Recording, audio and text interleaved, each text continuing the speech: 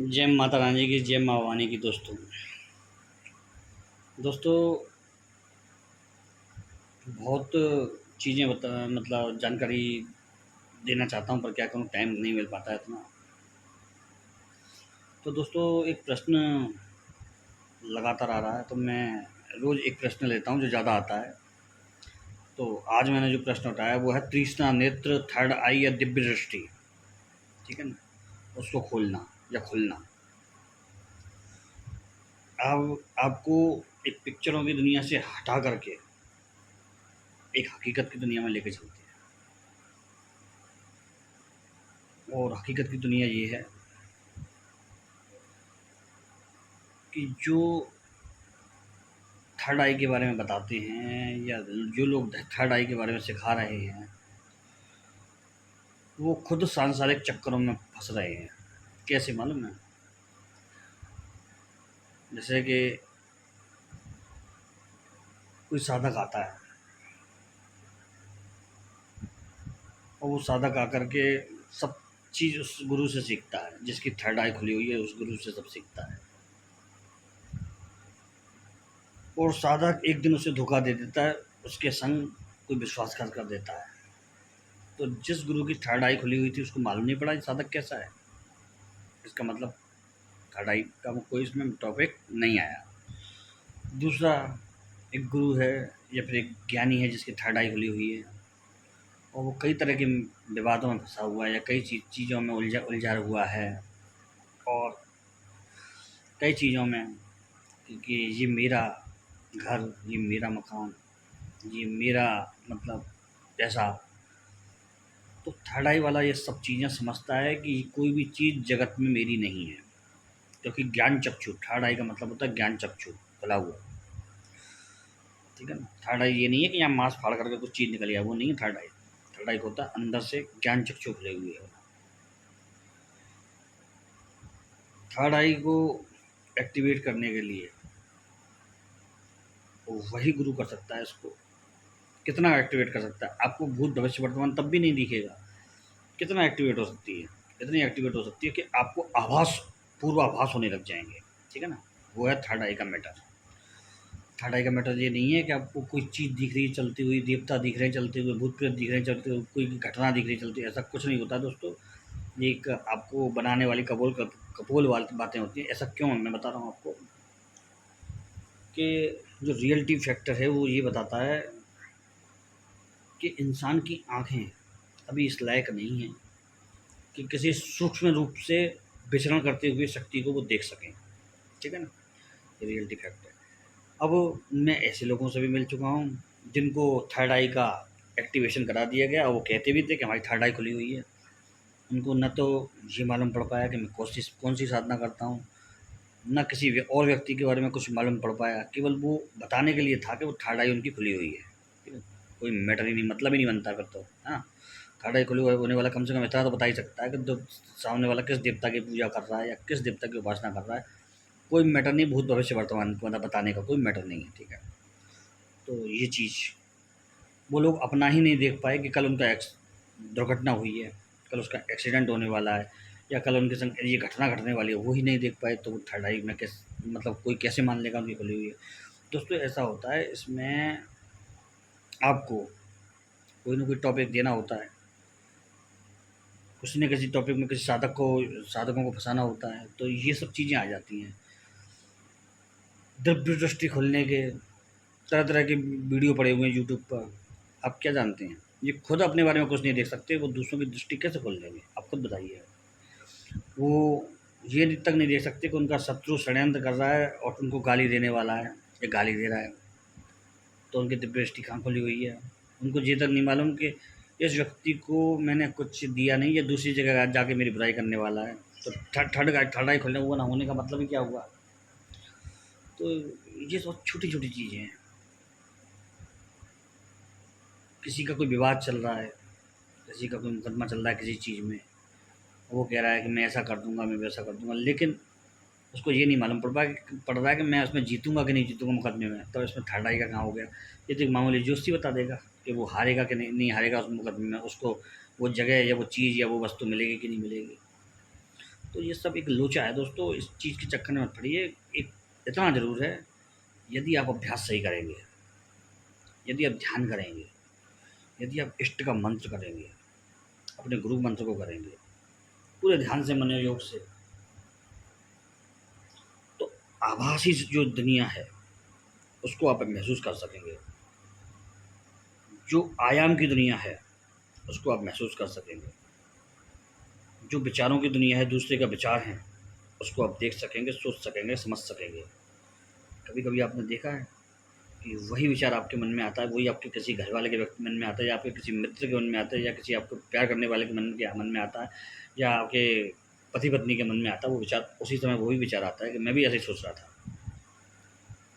ये विचारों का आदान प्रदान होता है, यही तरंगें होती हैं। जब ये पूर्णतया 100% विकसित हो जाती हैं और हम सामने वाले की चीज़ों को पकड़ पाते हैं, तो उसको थर्ड आई का 10वां भाग एक्टिवेट समझ लीजिए कहते हैं। समझ ना? तो ये टॉपिक बहुत दीर्घ गंभीर है, इसको आपको सीखना और समझना चाहिए ताकि आप किसी धोखे में ना आएँ। क्योंकि दिव्य दृष्टि खुलना बहुत कठिन है, तीसरा नेत्र खुलना, थर्ड आई खुलना बहुत कठिन है। आपको ये वही करा सकता है जिसने जिसने कम से कम एक 20-21 साल या 12 साल तपस्या की हो, साधना की हो बड़ी तकड़ी। वो इस आभासी दुनिया का आपको एहसास करा सकता है। उसके पास जो कुछ क्षमताएँ होती हैं कि आपके सिर पे वो अगर हाथ रख दे या आपके आज्ञा चक्र को आपको जगा दे वो, तो आपको चीज़ें आभासित होने लगती हैं, आपको चीज़ें दिखने लगती हैं आँख बंद करके। लेकिन वो भी पूर्णतया नहीं, वो केवल एक आभास टाइप होता है, लेकिन वो सत्य होता है, या फिर सत्य के बिल्कुल नज़दीक होता है।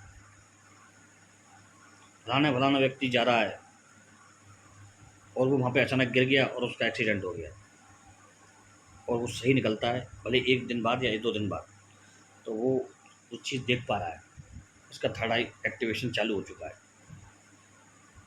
या थर्ड आई में ये नहीं होता, आपको देवता दिख रहे हैं, आपको जिन्न मसान दिख रहे हैं, भूत प्रेत दिख रहे हैं, पितर दिख रहे हैं, या कोई आता जाता दिख रहा है, ऐसा नहीं होता है दोस्तों। ये तो बहुत ऊंची चीज़ हो जाती है। फिर ऐसे तो आदमी सब चीज़ देख लेगा, जैसा हनुमान जी वहाँ बैठे हैं, माता रानी वहाँ बैठी है, ठीक है, और मेरे ऊपर भैरव बाबा बैठे हैं, ऐसा थोड़ी ना होता है दोस्तों, ऐसा नहीं होता है। आप हमेशा एक प्रैक्टिकल नॉलेज और डीप नॉलेज के हिसाब से चलिए। कलयुग, द्वापर, त्रेता और दो सतयुग, द्वापर, त्रेता और कलयुग में बहुत अंतर है। आदमी की क्षमताएं कम होती गईं। एक समय ऐसा था जब हर आदमी का त्रिनेत्र जागृत था, हर आदमी का सब चीज़ों को पहचान पाता था, हर आदमी अपनी दशा महादशाओं को देख सकता था, लेकिन उसको वो कर्म करने थे तो उन कर्मों में अडिग रहता था। और धीरे धीरे जिस चीज़ का हम यूज़ नहीं करते वो चीज़ कमज़ोर हो जाती है। मालूम है, पहले आदमी, जैसे कि आप जानवरों को देखते हैं, कान कान हिला देते हैं जानवरों को, मक्खी बैठती है तो कान हिला देता है जानवर, जैसे आदमी को भी ये सब चीज़ें थी। आदमी चाहे तो कान हिला दे, आदमी चाहे तो माथा बफटी यूँ करके हिला दे, बहुत से लोग होते हैं अभी भी वो सब कर लेते हैं। तो वो सब चीज़ें होती हैं दोस्तों, वो अभ्यास के ऊपर होता है, वो सब चीज़ें क्रिया के ऊपर होती हैं दोस्तों। दिव्य दृष्टि का और थर्ड आई का सीधा संबंध हमारे आज्ञा चक्र से होता है, और हमारी जो सूक्ष्म शरीर की ऊर्जा होती है उससे होता है। हमारा भौतिक शरीर उसमें कुछ काम नहीं करता, कोई काम नहीं आता है। ये तो एक मांस का पुतला है जो उस चीज़ में काम नहीं आएगा। केवल हम इससे ध्यान लगा सकते हैं, इस पुतले से मनन कर सकते हैं, अध्ययन कर सकते हैं, ठीक है ना, ये सब चीज़ कर सकते हैं। जब आज्ञा चक्र में हलचल होने लग जाए, जब रीढ़ की हड्डी में पिछले कमर के आसपास दर्द होने लग जाए, जब यहाँ पर सुरसुरी सी चलने लग जाए और दिमाग में एक्टिवेशन ऐसे होने लग जाए, लब लब लब, तो समझ लीजिए आज्ञा चक्र खुलने के कुछ लक्षण आपके अंदर आ चुके हैं, और कुछ परसेंट आप उसकी तरफ बढ़ भी रहे हैं। किसी किसी के सिर में लगातार दर्द रहता है, और वो पता करने पे मालूम पड़ता है कि वो बहुत कड़ी पूजा करता है, बहुत कड़ा ध्यान लगाता है, ध्यान लगा के बैठता है, ठीक है ना। एक ऐसी मेरे एक शिष्य है, वो जंगलों में रहता है, उसका नाम है चंद्रकेश यादव। और दोस्तों 1 घंटे का इतना डीप ध्यान करता है वो भी इस वीडियो को देख रहा होगा। 1 घंटे का इतना डीप ध्यान करता है कि वो पूरी दुनिया से 1 घंटे के लिए कट जाता है जंगल में, गांव के पास, खेतों में, जंगल से ही समझ लो, जंगल में ही है वो। और वहाँ छोटा सा मंदिर बना रखा है उसने। ज़्यादा पढ़ा लिखा नहीं है, बिल्कुल समझ लीजिए। और वो बहुत कंठस्थ मंत्रों को किए बैठा है और 1 घंटे का बिल्कुल डीप ध्यान लगाता है बैठ कर के, बिल्कुल। कोई चीज़ नहीं सोच पाता उस समय, बिल्कुल ब्लैंक हो जाता है संसार से वो। तो ऐसे जब ऐसी आपकी तपस्या होगी, दिनचर्या होगी, तो थर्ड आई एक्टिवेट होने का पूरा-पूरा चांस मिल जाता है उस व्यक्ति के साथ। फिर वो बहुत डीप नॉलेज लेने लग जाता है इन चीज़ों की। जिनकी थर्ड आई विकसित होती है, उनको एक तगड़ा आवाज़ होता है, क्या होने वाला है, कौन आ रहा है, किस लिए आ रहा है, क्या उसका मकसद है, क्या उसकी परेशानियाँ और उसको कैसे निवारण किया जाएगा। ठीक है, फिर थर्ड आई एक्टिवेट होने के बाद ये होने लग जाता है। थर्ड आई एक्टिवेट होने के बाद ऐसा नहीं होता कि वो हनुमान जी आए बैठ जाओ बाप रे प्रभु, माता रानी आई, माता रानी भी प्रसाद दूंगा बैठ जाओ प्रभु, भूत प्रेत आए यहाँ से आप दरवाजे पे खड़े रहो, ऐसा नहीं होता है।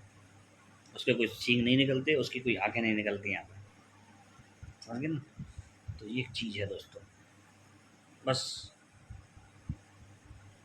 ओम, ओम का सतत अभ्यास और अंदर से यहाँ पर ध्यान। जी आपकी थर्ड आई को खोलने में सबसे सटीक तरीका है। दूसरा, थर्ड आई या फिर आपको जो सूक्ष्म शरीर की आंखें होती हैं या फिर दिव्य दृष्टि, ये बड़े बड़े भयंकर तपस्या करने वाले योगियों में पूर्ण रूप से खुली पाई जाती है। बाकी गृहस्थ जीवन में ये संभव बहुत कम होता है, बहुत मेहनत करने वाले के साथ संभव होता है। लेकिन हाँ, वो आभास करने लग जाता है अच्छा खासा, उसको चीज़ें महसूस होने लग जाती है, कई बार दिखने भी लग जाती हैं। तो वो वो भी काफ़ी तपस्या की बात है। ये चीज़ें आपको धीरे-धीरे सीखनी चाहिए, अभ्यास करना चाहिए इसका। आपका गुरु मंत्र है या फिर आपको कोई मंत्र दिया गया है, ठीक है ना? तो उस मंत्र को आप थर्ड आई एक्टिवेट में आप यूज़ कर सकते हैं। अपने ध्यान लगाकर बैठ जाइए, बिल्कुल सुखासन में बैठेंगे आप, बिल्कुल। सुखासन में बैठने के बाद आप ज्ञान मुद्रा बनाएँगे, इसको हाथों हाथों को पैरों पे रख लेंगे आगे की तरफ, घुटने की तरफ, और आराम से ऊपर की तरफ, बिल्कुल सिर बिल्कुल सीधा होगा, पीछे नहीं जाएगा, सिर्फ ध्यान रखिएगा दोस्तों, बिल्कुल सीधा सिर होगा सामने। और सामने अपने बिल्कुल अपनी आँखों की लेवल में देखते-देखते अपनी आँखों को बंद करेंगे आप, ठीक है? और आँखों को बंद करने के बाद पहले साँसों को लंबी-लंबी लेंगे आप। जितनी डीप ले सकते हैं उतनी डीप, और जितनी बाहर निकाल सकते हैं उतनी बाहर निकालेंगे। इनपुट आउटपुट आपको साँसों का लंबा करना है, कम से कम 11 बार, ठीक है? उसके बाद आपको या तो ठंडा पानी हो, या केसर हो, या हल्दी हो, या कपूर को ज़रा-सा घिस कर के तेल में या किसी भी चीज़ में आपको यहाँ लगाना है, बीच में, नीचे की तरफ, भ्रुकुटी मध्य में, ठीक है? यहाँ लगाने के बाद फिर उसी बिंदु पर, क्योंकि उसमें ठंडक हो जाएगी एकदम से, तो वहीं आपको ध्यान लगाना है।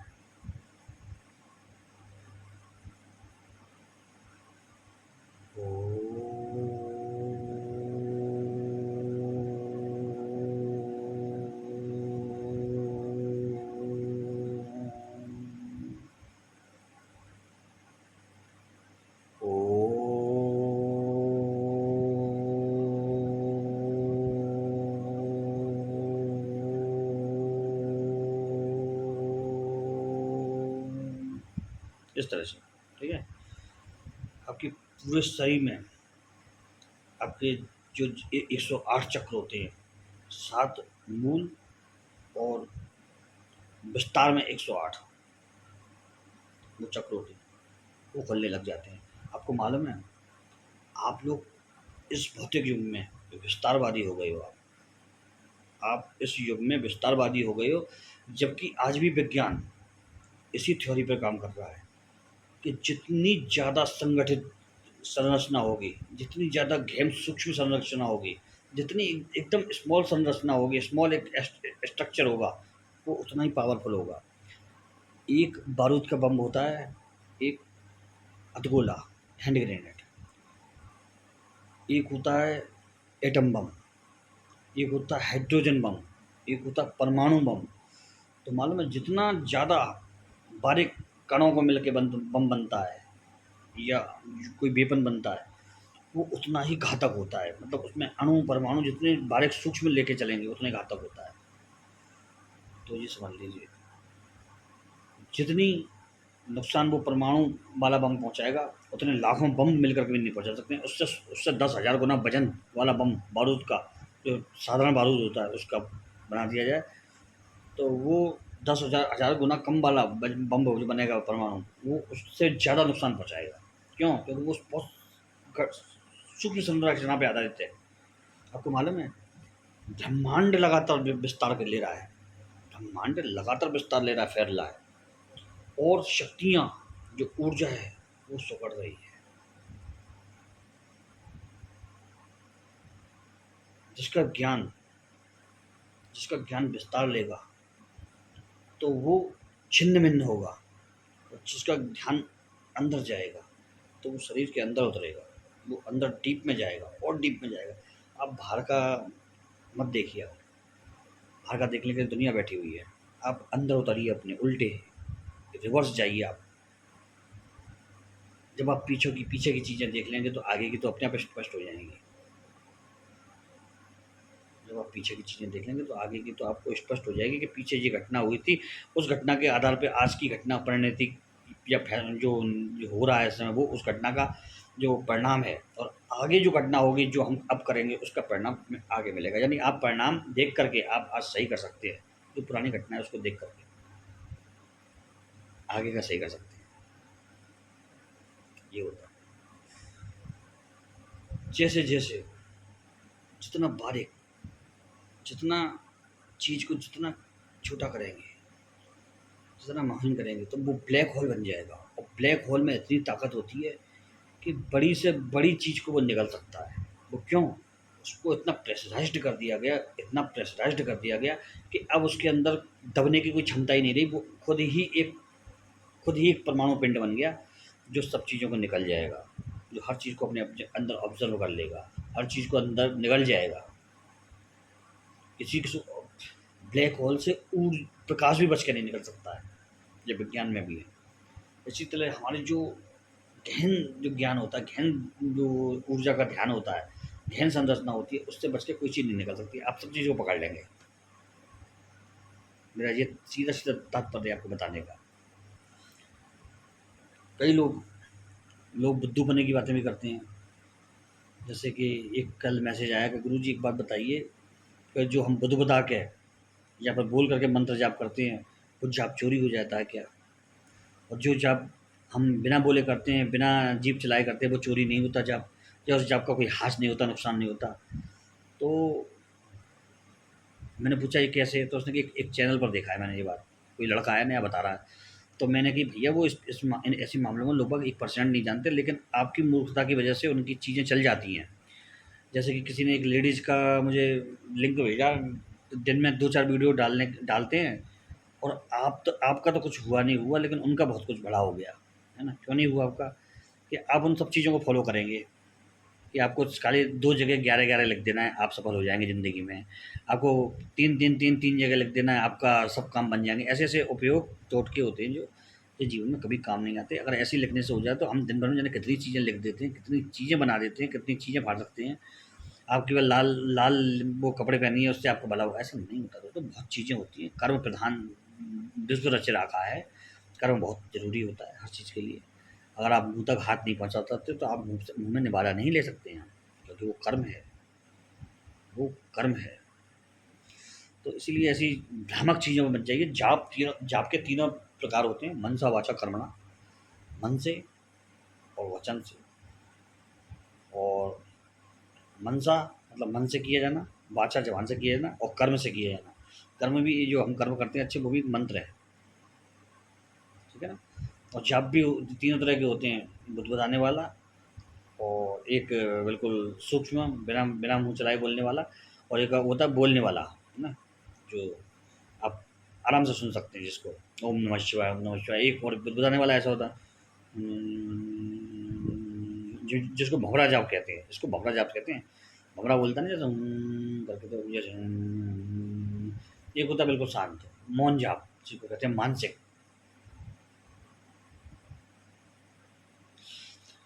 लेकिन आपको एक बहुत एक विचित्र चीज़ बता रहा हूँ जो लोगों से हट के है। जो बोलने वाला जाप होता है ना दोस्तों, यदि आपको उसकी लय बढ़िया मालूम है, यदि आपकी शब्दों पे अपनी पकड़ है, तो सबसे ज़्यादा जाप तो बोलने वाला ही करता है काम। ठीक है? मानसिक जाप तो आप अवस्था नहीं ले पा रहे हैं, किसी को बताना नहीं है, लोगों को बताना नहीं है आप कौन-सी महत्वपूर्ण मंत्र को जाप कर रहे हैं या कोई छुपाने वाला मंत्र है, तो उनको मानसिक कर सकते हैं आप। बाकी जो बोलने वाला जाप होता है, वो बहुत ज़्यादा बोल के करने वाला बहुत ज़्यादा वो कारगर होता है। जैसे कि आपने देखा होगा, कोई भी गाना हो, कोई भी संगीत हो, कोई भी म्यूज़िक हो, उसमें आपको फ़ीलिंग तभी आएगी जब आप उसको सुनेंगे। केवल सामने वाला मन में बदबुदाएगा तो आपको वो फ़ीलिंग नहीं आएगी। जैसे कि आप एक गाना ही ले लीजिए आप। लोग करें मीरा को यूं ही बदनाम, यही शब्द आ गया एक। तो इसमें आपको भाव आया एक भक्ति का भाव आया ना। और वो भक्ति का भाव तभी आया जब आपने उसको सुना अपने कानों से। ठीक है ना, तो वो सब चीज़ें हैं। दो खाली एक ही लाइन आप सुन लें, उसी में आपको समझ में आ जाता है कि सुबह सुबहले शिव का नाम, शिव आएंगे तेरे काम, ओम नमः शिवाय, ओम नमः शिवाय। इसको जब हम बोलते हैं तो आप आंख बंद कर लीजिए या कैसा भी आप कोई भी धारणा कर लीजिए, अगर आपके मुंह से ये वचन निकल रहा है, ये शब्द निकल रहा है, ये मंत्र निकल रहा है, ये गीत निकल रहा है, तो आपके अंदर ऑटोमेटिक उस सामने वाले के अंदर ऑटोमेटिक भक्ति भावना आएगी, क्योंकि वो आप उसको सुन पा रहा है, श्रवण कर पा रहा है अपने कानों से, और वो सीधे उसके मन के अंदर उतर रहा है। फैक्ट। चाहे आप किसी भी प्रकार का वो ले लीजिए, शब्द ले लीजिए, तो उसका प्रभाव ज़रूर पड़ता है मन पे। शब्दों का प्रभाव बहुत गहरा होता है। तो शब्दों को कभी ख़त्म नहीं किया जा सकता संसार में। शब्द ईथर में मिल गए, शब्द परमाणु में मिल गए, शब्द एक पूरे वायुमंडल में घूम रहे हैं आपके। आज के समय में भी महाभारत काल के, रामायण काल के शब्द मौजूद है ब्रह्मांड में। उसकी फ्रीक्वेंसी पे, जो उसकी फ्रीक्वेंसी होती है, उसको पकड़ना आना चाहिए। अभी वो फ्रीक्वेंसी नहीं बनी है। आपको मालूम है, कई बार ऐसी घटनाएँ घटी हैं संसार में, जब उस फ्रीक्वेंसी पे लग कर के वो पकड़ में आने के पर वो मरे हुए लोगों की भी आवाज़ें आने लग गई। एक नहीं, कई घटनाएँ हुई हैं। जब वियतनाम युद्ध हुआ था ना, तो वियतनाम में बड़ा भयंकर अमेरिका ने बड़ा भयंकर हमला किया था दोस्तों एक बार तो। और वियतनाम की बहुत सारी जनसंख्या ख़त्म हो गई थी। तो वहाँ आबादी पर भी मतलब भयानक हमले हुए थे, बम गिराए गए थे। तो जो उसकी फ्रीक्वेंसी थी, जो भयानक युद्ध की फ्रीक्वेंसी थी, एक बार जो अमेरिका का एक विमान चालक था, वो विमान उड़ा रहा था, और उसका जो माइक्रो वो होता है जो ट्रांसमीटर, वो चल रहा था, और वो नीचे बात कर रहा था, लेकिन वो बंद होकर के अचानक वो फ्रीक्वेंसी पकड़ ली उसने वहाँ पर जाकर के आसमान में। तो उसमें वियतनाम युद्ध के लोगों की कराहने की, मरे हुए लोगों की रोने की, बचाने की, और आवाज़ें देने की आवाज़ें आ रही थी। और वो रिकॉर्डेड है, अभी भी रिकॉर्ड हो गई थी वो। एक बहुत पहले की घटना बताता हूँ मैं आपको, पता नहीं ये बंद हटा दी गई होगी क्या हुई। महाभारत काल की कोई ऐसी कोई घटना सुनाई दी, मतलब आवाज़ें आई थी, पता नहीं वो मैंने कहीं बहुत गारंटेड, मतलब वो बिल्कुल पक्के उसमें पढ़ा था मैंने, बिल्कुल उसमें कहीं भी वो नहीं था, झूठ नहीं था।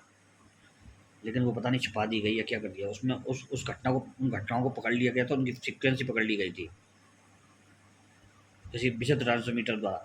आपको मालूम है, एक बार हमारे पास रेडियो था, एक छोटा सा पतला सा रेडियो आता था पहले, पता नहीं कौन सा था, पैरामाउंट का था या कौन सा था। तो उसमें वायरलेस वगैरह तक की आवाज़ आ जाती थी पकड़ में, जाने कहाँ से आ जाती थी, पता ही नहीं चलता था, बचपन में की बात है ये।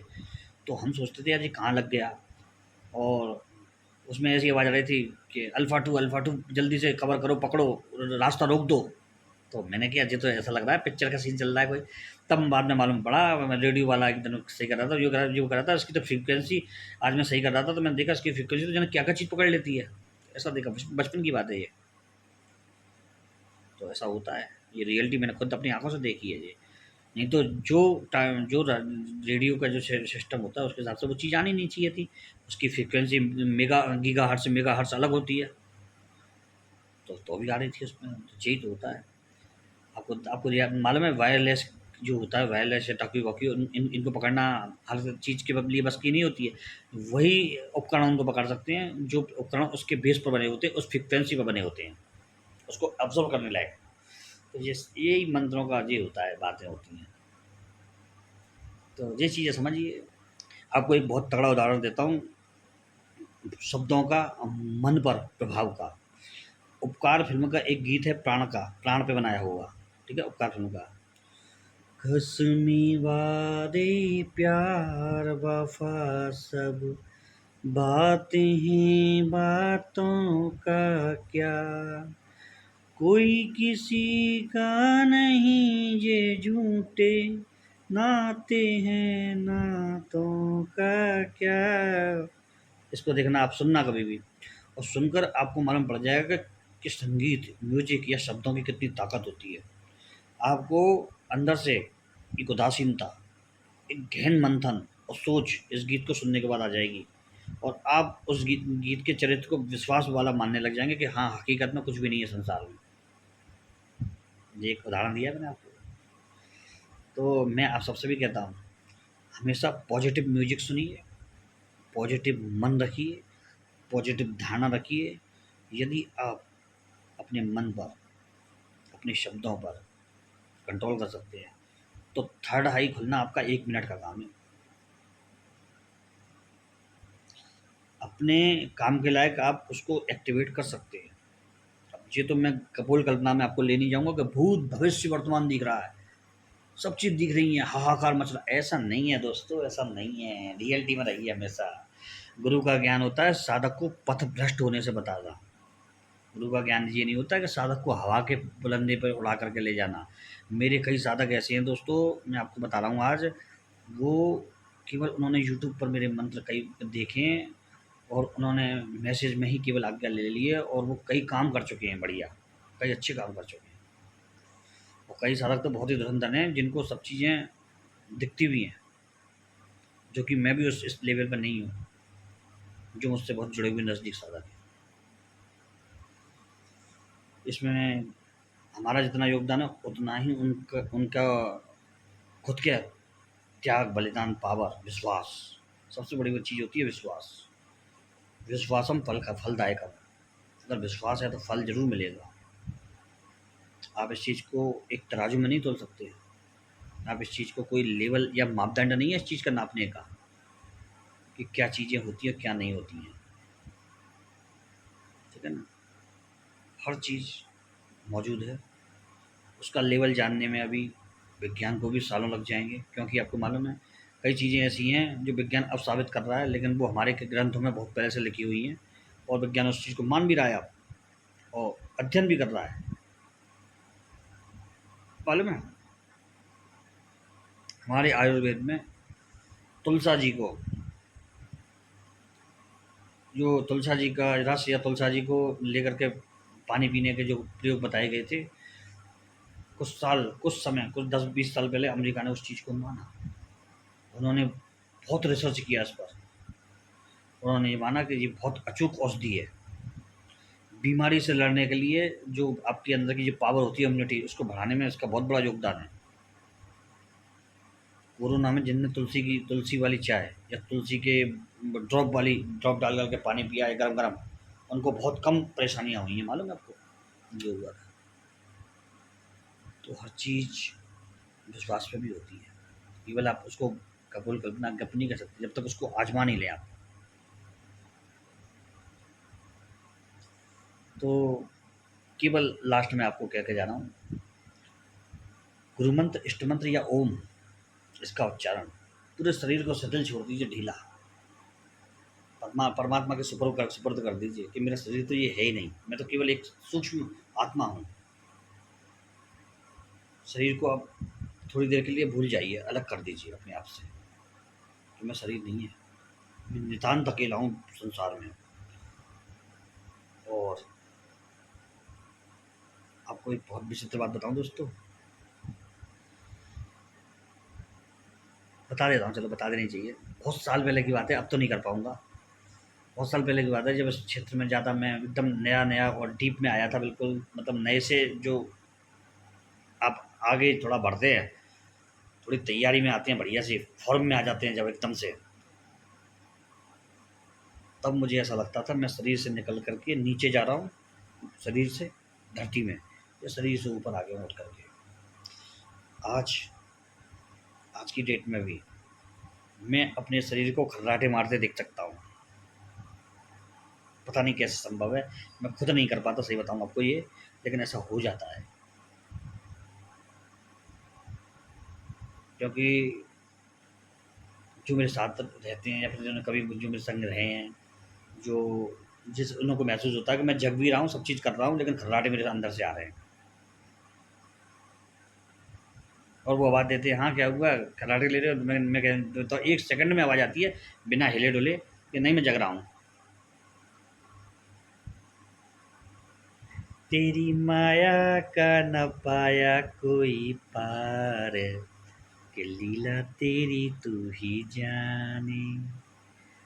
तू ही जाने हो मैया, तू ही जाने।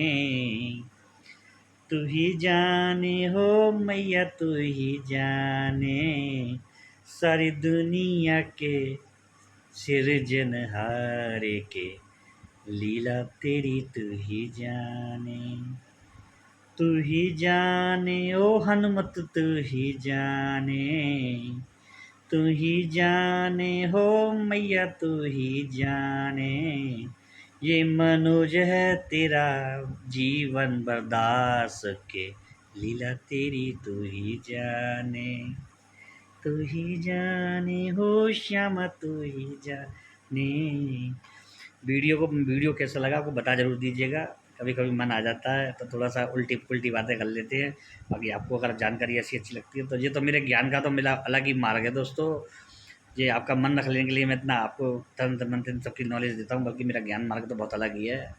और बहुत हट कर के नॉलेज है मेरी। 28-30 साल का बहुत वैसा अनुभव है, अलग हट के।